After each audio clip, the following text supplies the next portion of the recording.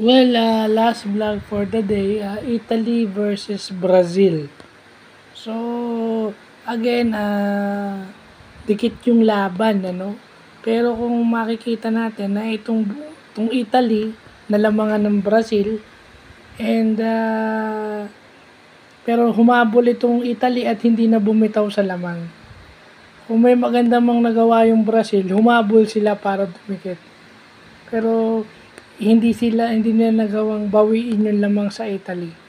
Ang score ay 93-87.